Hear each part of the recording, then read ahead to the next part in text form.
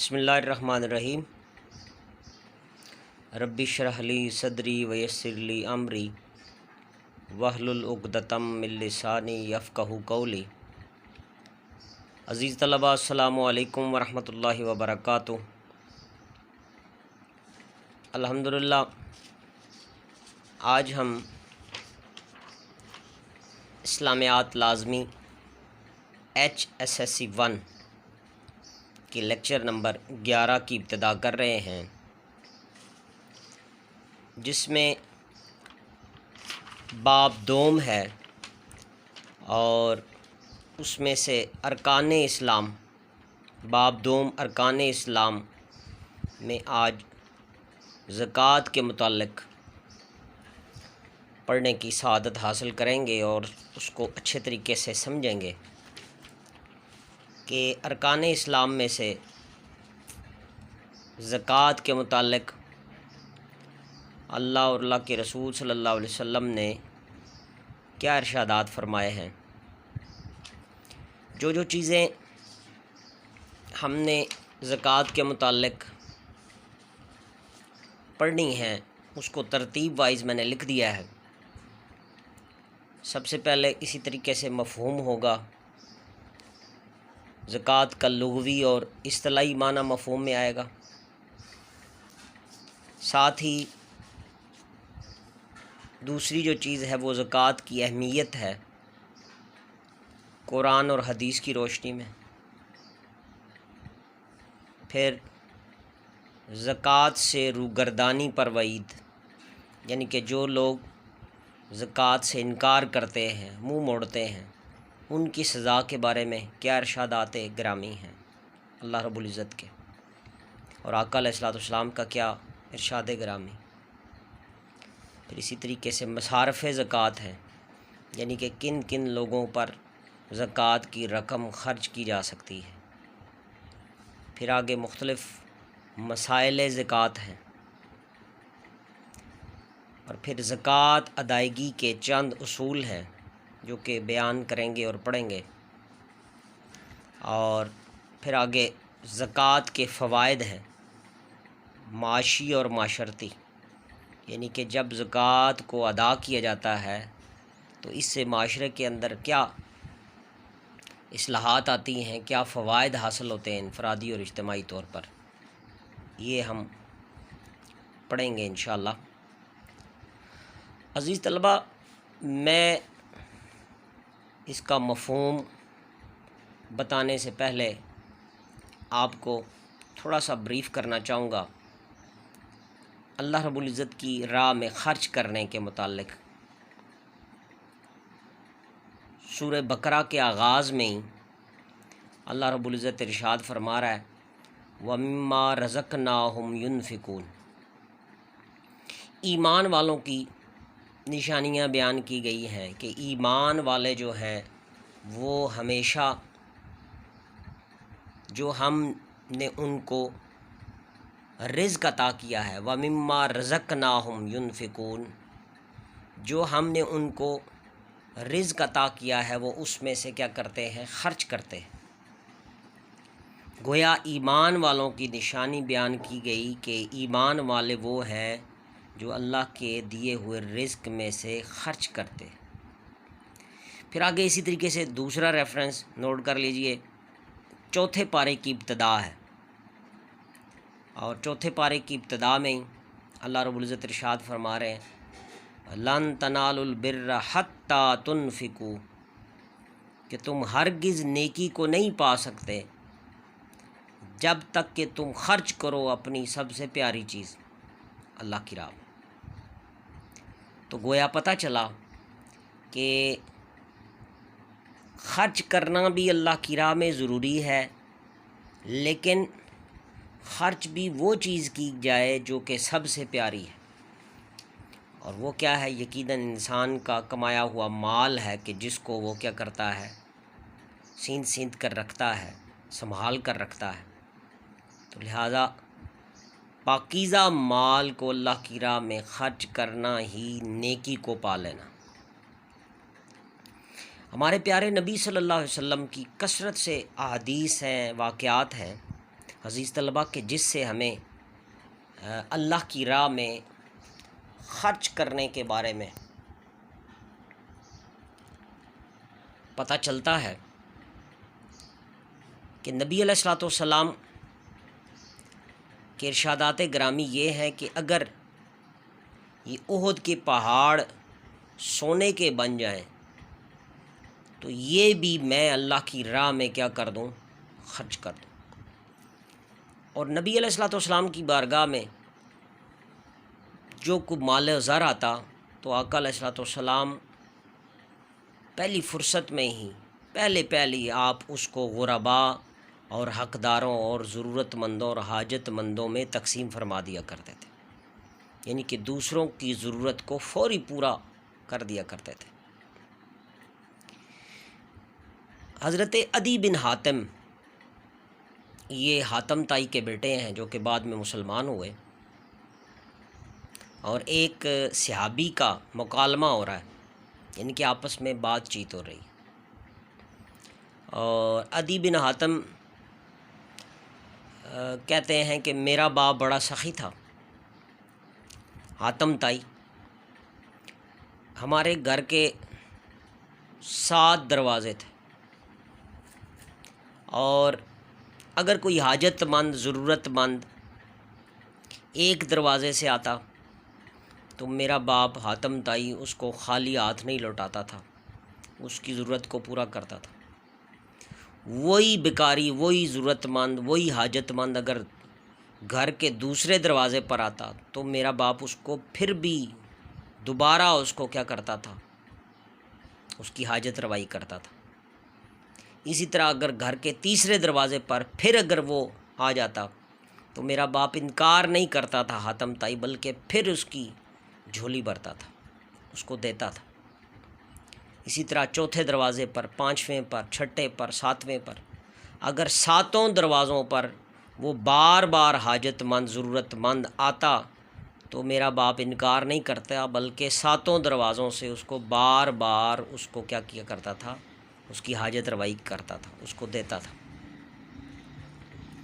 تو صحابی رسول صلی اللہ علیہ وسلم عدی بن حاتم کی یہ بات سن رہے ہیں اور مسکراتے ہیں، اور مسکرا کر کہتے ہیں کہ اے عدی بن حاتم، تیرے باپ کے گھر کے تو 7 دروازے تھے، اور ہر دروازے پر وہ بیکاری بار بار جاتا اور تیرا باپ بار بار اس کی حاجت روائی کرتا اور اس کی ضرورت کو پورا کرتا، لیکن میرے پیارے نبی حضرت محمد صلی اللہ علیہ وسلم کے در پر ایک دفعہ کوئی ضرورت مند یا حاجت مند چلا جاتا تو میرے پیارے نبی صلی اللہ علیہ وسلم اس کی جھولی کو اس قدر بھر دیتے کہ اس کو دوبارہ مانگنے کی حاجت ہی نہ رہتی۔ سبحان اللہ۔ عزیز طلباء، آپ نے دیکھا کہ ہمارے پیارے نبی صلی اللہ علیہ وسلم جھولی بھر کے ضرورت مند کی حاجت کو کیا کر دیتے، پورا کر دیتے کہ دوبارہ اس کو مانگنے کی ضرورت ہی محسوس نہ ہوتی۔ آگے آئیے صحابہ کرام رضی اللہ عنہم کے معمول کی طرف چلتے ہیں کہ اللہ کی راہ میں خرچ کرنے کا ان کے ہاں کیا معمول تھا۔ تو سب سے مشہور و معروف مثال جو ہے وہ ہے حضرت ابو بکر صدیق رضی اللہ تعالیٰ عنہ کی۔ غزوہ تبوک کا موقع ہے، اور آقا علیہ الصلوۃ والسلام نے اعلان فرمایا کہ اے میرے صحابہ، غزوہ تبوک کے لیے مال و دولت کی ضرورت ہے، تو حتی المقدور جس قدر ہو سکے تم مال و اسباب اس کے لیے کیا کرو، جمع کرو اور میری بارگاہ میں پیش کرو۔ اب ہر صحابی کی یہ خواہش تھی کہ ایک دوسرے سے بڑھ کر وہ اللہ کی راہ میں کیا کرے، خرچ کرے اور مال و اسباب کیا کرے، مہیا کرے۔ ادھر حضرت عمر فاروق رضی اللہ تعالیٰ عنہ اپنے گھر تشریف لائے، گھر کا سارا مال اکٹھا کیا اور اکٹھا کر کے اس کے 2 حصے کیے۔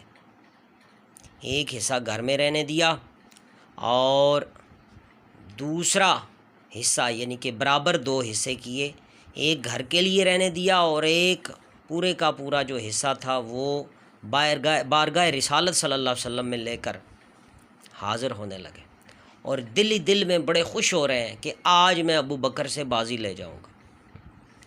لیکن سبحان اللہ کہ جب وہاں پہنچتے ہیں تو کیا دیکھتے ہیں کہ حضرت ابو بکر صدیق رضی اللہ تعالیٰ عنہ گھر کی ساری جمع پونجی، سارا مال و زر اکٹھا کر کے بارگاہ رسالت صلی اللہ علیہ وسلم میں حاضر کر دیتے ہیں۔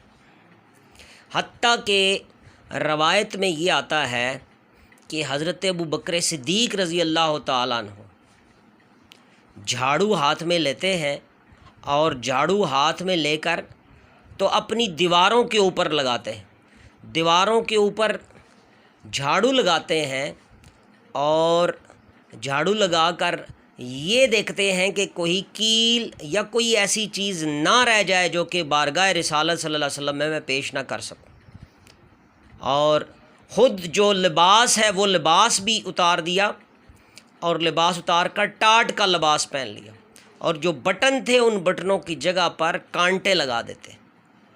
تو یہ سارے کا سارا مال بارگاہ رسالت صلی اللہ علیہ وسلم میں لے کر حاضر ہو جاتے ہیں۔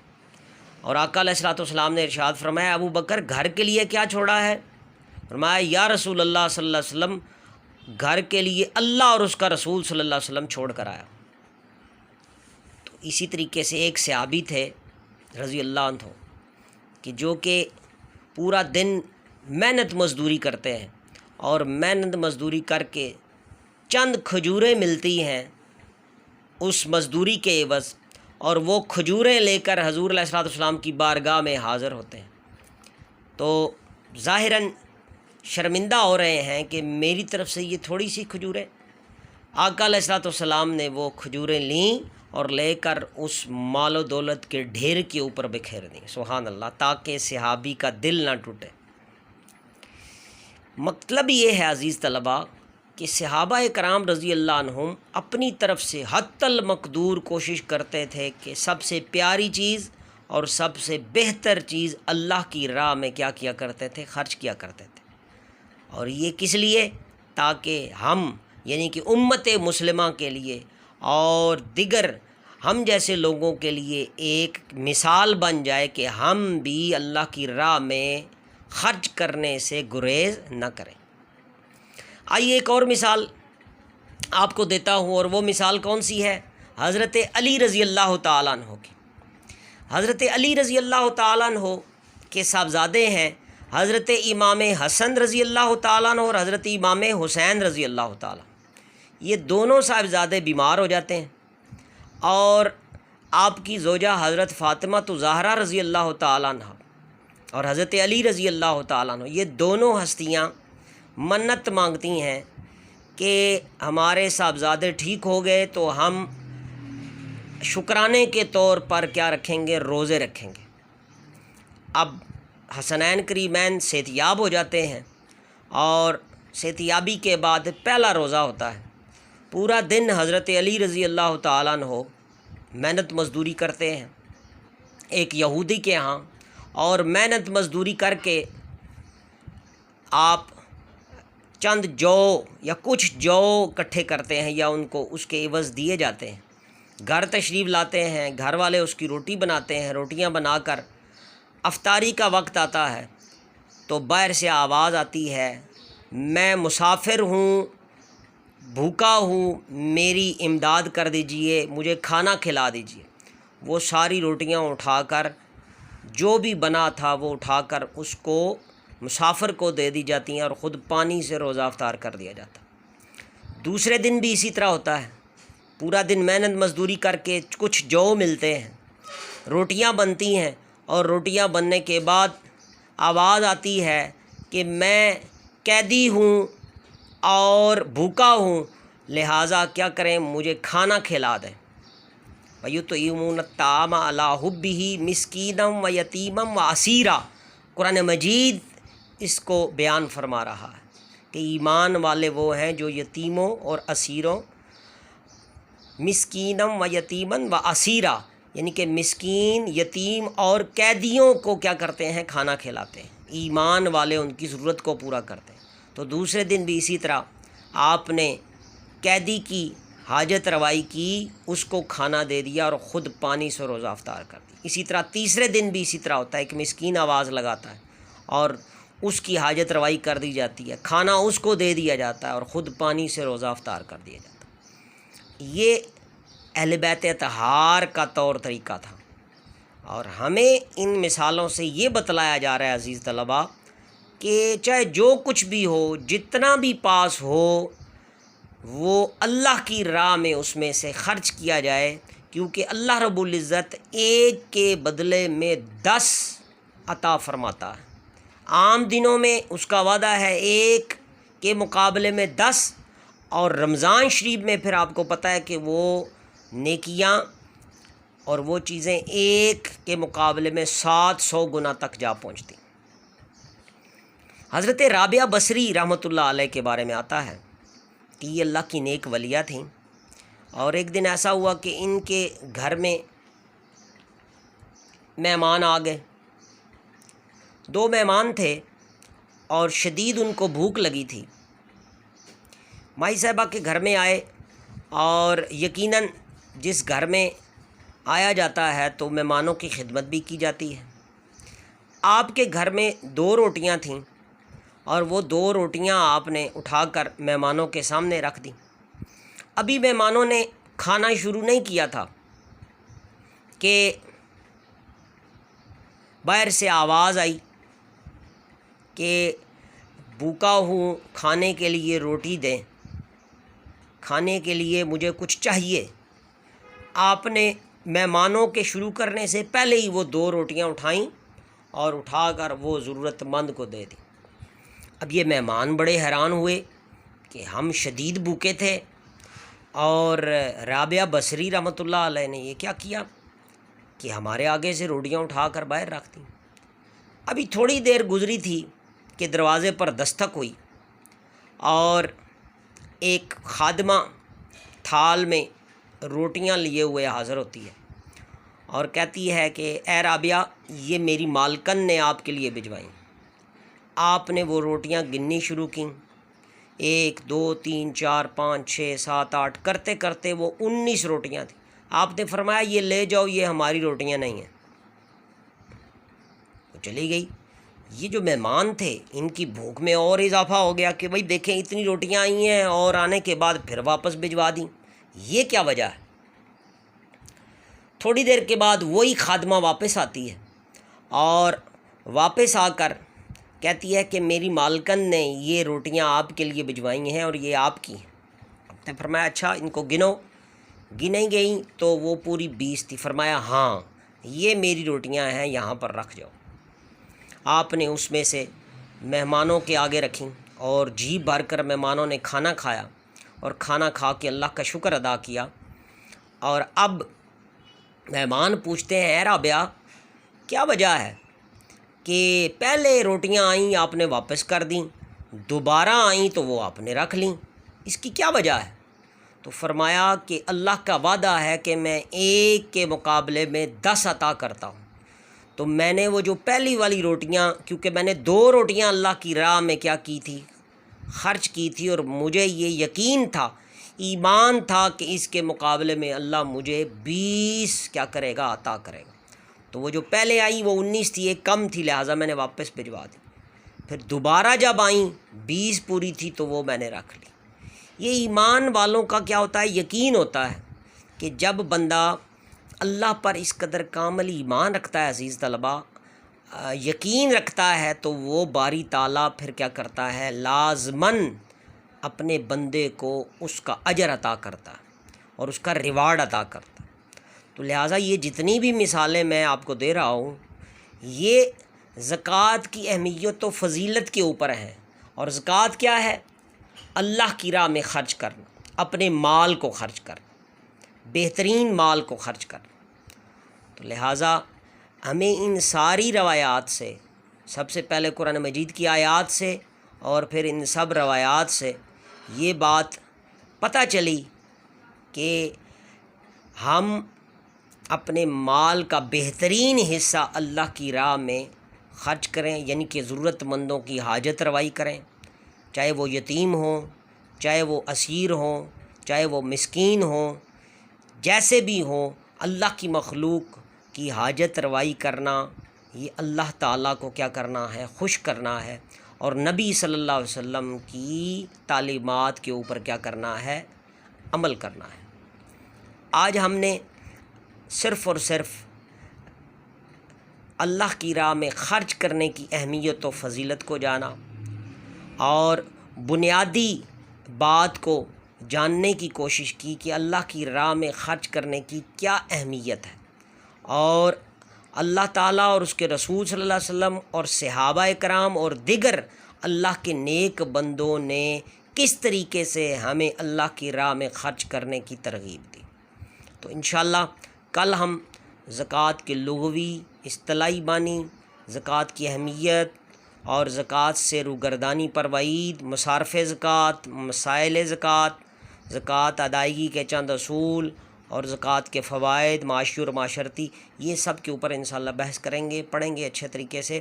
اللہ رب العزت جو کچھ پڑھا ہے ہمیں اس کو اچھے طریقے سے تیار کرنے کی، اور پھر اپنی زندگیوں میں اس کے اوپر عمل کرنے کی اللہ تعالیٰ توفیق عطا فرمائے۔ السلام علیکم ورحمۃ اللہ وبرکاتہ۔